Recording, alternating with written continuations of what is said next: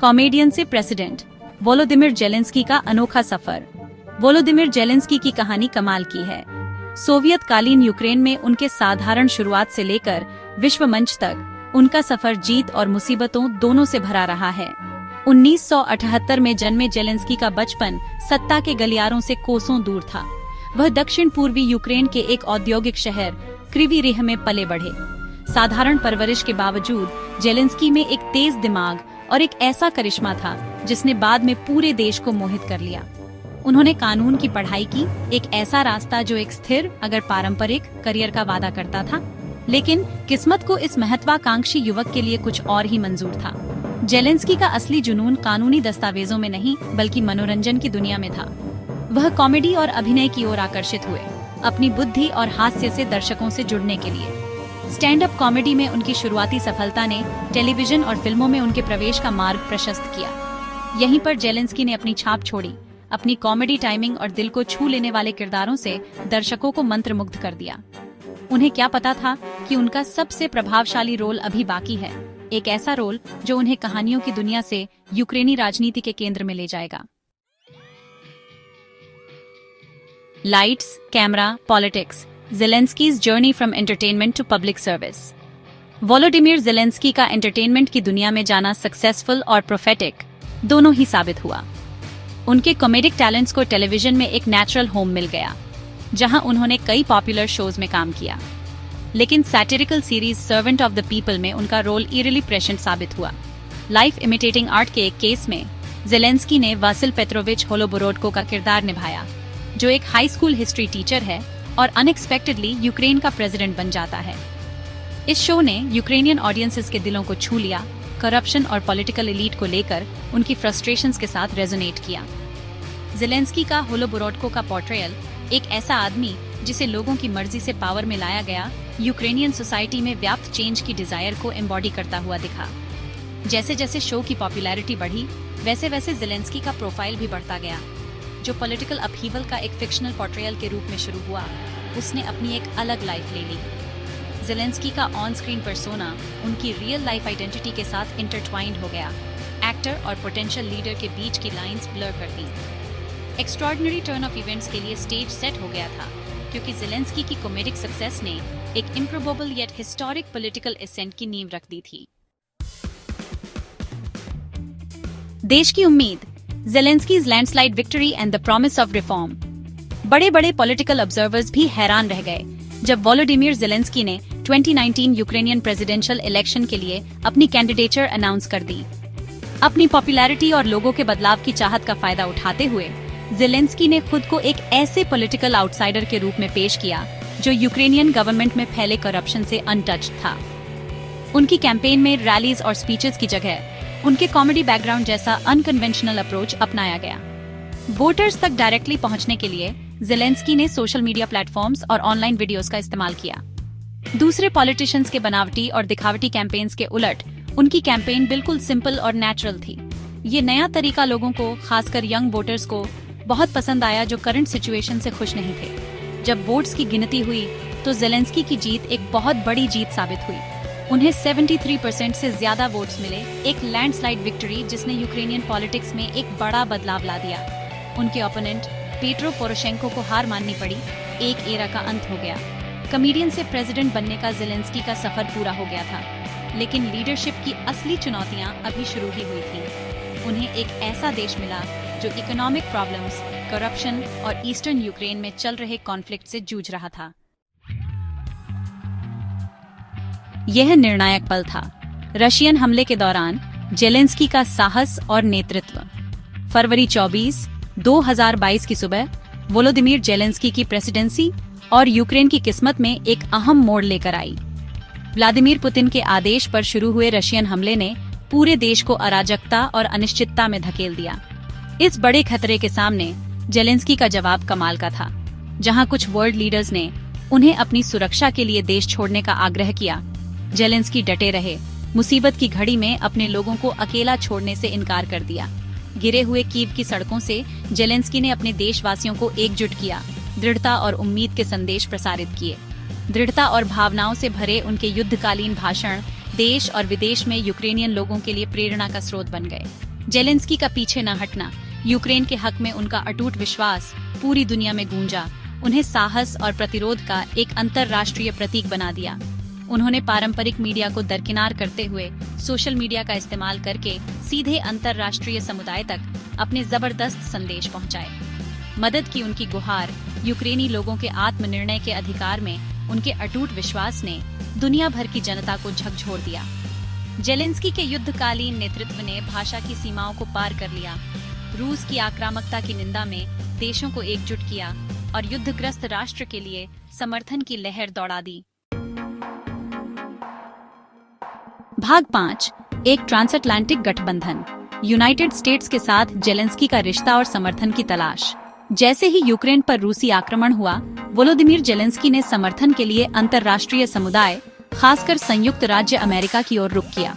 इस बात को समझते हुए कि संघर्ष के परिणाम को निर्धारित करने में अमेरिका एक महत्वपूर्ण भूमिका निभाएगा, जेलेंस्की ने एक रणनीतिक कूटनीतिक आक्रमण में पश्चिमी सहयोगियों को यूक्रेन के पक्ष में लाने की कोशिश की।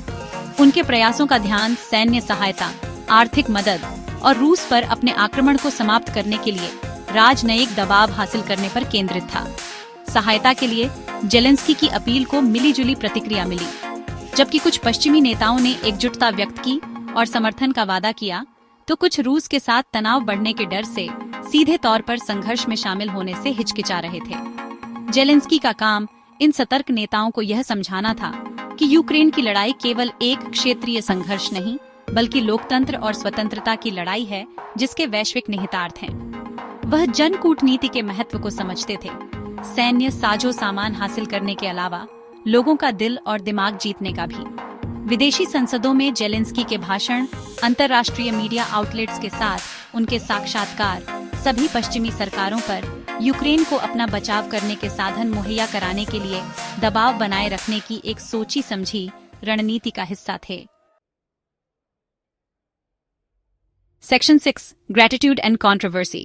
Zelensky's interactions with US leaders and the 2024 election dispute. Russian invasion और उसके बाद वोलोडिमिर जेलेंस्की यूएस सपोर्ट के लिए बहुत ज्यादा ग्रेटफुल रहे हैं। उन्होंने बार बार पास्ट और प्रेजेंट दोनों यूएस प्रेसिडेंट्स को उनकी मदद के लिए धन्यवाद दिया है और ये माना है कि अमेरिकन मिलिट्री और फाइनेंशियल एड ने यूक्रेन के डिफेंसेस को मजबूत बनाने में बहुत इंपॉर्टेंट रोल निभाया है। जेलेंस्की ने अपनी ग्रेटिट्यूड दिल से और पर्सनली एक्सप्रेस की है और अमेरिकन टैक्स पेयर्स के सैक्रिफाइसेस और यूक्रेन के कॉज के लिए यूएस लीडर्स के स्ट्रॉन्ग कमिटमेंट को स्वीकार किया है। लेकिन यूएस पॉलिटिशियंस के साथ जेलेंस्की का इंटरैक्शन बिना कंट्रोवर्सी के नहीं रहा है। 2024 यूएस प्रेसिडेंशियल इलेक्शन से पहले स्क्रैंटन, पेंसिल्वेनिया में एक म्यूनिशंस प्लांट का जेलेंस्की का विजिट एक पॉलिटिकल फुटबॉल बन गया। कुछ रिपब्लिकन्स ने उन पर डोमेस्टिक पॉलिटिक्स में इंटरफियर करने का आरोप लगाया। उनका कहना था कि उस प्लांट में जेलेंस्की की प्रेजेंस, जिसका तब की प्रेसिडेंशियल कैंडिडेट कमला हैरिस से कनेक्शन था, उनकी कैंडिडेसी का एंडोर्समेंट था। स्क्रैंटन में जेलेंस्की के विजिट से जुड़े कंट्रोवर्सी ने इस डेलिकेट बैलेंस को हाईलाइट किया कि यूएस पॉलिटिक्स की कॉम्प्लेक्सिटीज को नेविगेट करने में उन्हें कितनी मुश्किल का सामना करना पड़ा। बाइपार्टिजन सपोर्ट के लिए ग्रेटिट्यूड एक्सप्रेस करते हुए उन्हें पार्टिजन डिविजन्स और यूक्रेन को एड के पॉलिटिसाइजेशन से भी निपटना पड़ा। जेलेंस्की के लिए चैलेंज ये था कि डेमोक्रेट्स और रिपब्लिकन्स दोनों के साथ स्ट्रॉन्ग रिलेशनशिप्स मेंटेन करें, भले ही वो हीटेड डोमेस्टिक पॉलिटिकल बैटल्स में एंगेज कर रहे हों। सेक्शन 7, झगड़े वाली मीटिंग, जेलेंस्की, ट्रंप और वैंस ओवल ऑफिस में एक डिप्लोमेटिक ब्रेकडाउन। 28 फरवरी 25 को ओवल ऑफिस में Volodymyr Zelensky, former president Donald Trump और तब के वाइस प्रेसिडेंट जेडी वैंस के बीच हुई मीटिंग एक मामूली डिप्लोमेटिक बातचीत होनी थी। यूनाइटेड स्टेट्स और यूक्रेन के बीच मजबूत रिश्तों को फिर से पक्का करने का एक मौका। लेकिन मीटिंग जल्दी ही एक डिप्लोमेटिक नाकामी में बदल गई। अंदरूनी तनाव और व्यक्तिगत दुश्मनी जो नीचे ही नीचे चल रही थी, सबके सामने आ गई। दोनों देशों के बीच एक मिनरल डील पर साइन करने का प्लान, जो यूक्रेन की आर्थिक रिकवरी को मजबूत करने के लिए था, अचानक रद्द कर दिया गया क्योंकि मीटिंग एक गर्मागर्म बहस में बदल गई। रिपोर्ट्स के मुताबिक वैंस, जो अपनी तीखी जुबान और अक्सर टकराव वाले अंदाज के लिए जाने जाते हैं, ने जेलेंस्की पर 24 के यूएस इलेक्शन में दखल देने का आरोप लगाया, खास तौर पर स्क्रैंटन म्यूनिशंस प्लांट के उनके दौरे का जिक्र करते हुए। मीटिंग अचानक खत्म हो गई। कोई जॉइंट प्रेस कॉन्फ्रेंस नहीं हुई और न ही कोई मिनरल डील साइन हुई। इसका डिप्लोमेटिक असर तुरंत और बहुत ज्यादा हुआ। ज़ेलेंस्की इस मुठभेड़ से हिल गए थे। बाद में उन्होंने इस घटना के बारे में सार्वजनिक रूप से बात की, अमेरिकी लोगों के समर्थन के लिए अपना आभार व्यक्त करते हुए घटनाक्रम पर निराशा व्यक्त की। यह डिप्लोमेटिक ब्रेकडाउन सहयोगियों के बीच भी अंतर्राष्ट्रीय संबंधों की नाजुकता और व्यक्तिगत दुश्मनी की वजह से अच्छे इरादों वाले डिप्लोमेटिक प्रयासों के भी पटरी से उतरने की संभावना की एक कड़वी याद दिलाता है। Section 8. Navigating the storm, Zelensky's internal challenges and the fight against corruption. Zelensky के सामने क्या क्या मुश्किलें हैं और वो कैसे करप्शन से लड़ रहे हैं, इस सेक्शन में हम ये सब देखेंगे। जंग और इंटरनेशनल डिप्लोमेसी की चुनौतियों से जूझते हुए जेलेंस्की को कई इंटरनल चैलेंजेस का भी सामना करना पड़ा है। करप्शन, जो यूक्रेन में एक पुराना प्रॉब्लम है, उनके एडमिनिस्ट्रेशन को परेशान करता रहा है। उनके चुनावी वादों के बावजूद कि वो इसे जड़ से मिटा देंगे।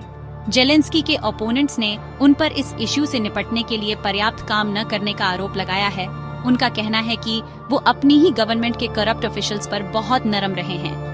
उनकी मुसीबतों को और बढ़ाते हुए जेलेंस्की को इकोनॉमी को हैंडल करने के तरीके पर कुछ लोगों की आलोचना का सामना करना पड़ा है, जो युद्ध से तबाह हो गई है। इन्फ्लेशन बहुत बढ़ गई है और बेरोजगारी बढ़ी है, जिससे पब्लिक में असंतोष बढ़ रहा है। जेलेंस्की की सरकार ने इकोनॉमी को स्टेबल करने के लिए कई ऑस्टेरिटी मेजर्स लागू किए हैं, लेकिन समाज के कुछ हिस्सों ने इन मेजर्स का विरोध किया है। इन चुनौतियों के बावजूद जेलेंस्की कई यूक्रेनियंस के बीच एक पॉपुलर फिगर बने हुए हैं, जो उनके वॉर टाइम लीडरशिप और देश की सॉवरेंटी के प्रति उनकी अटूट कमिटमेंट की प्रशंसा करते हैं।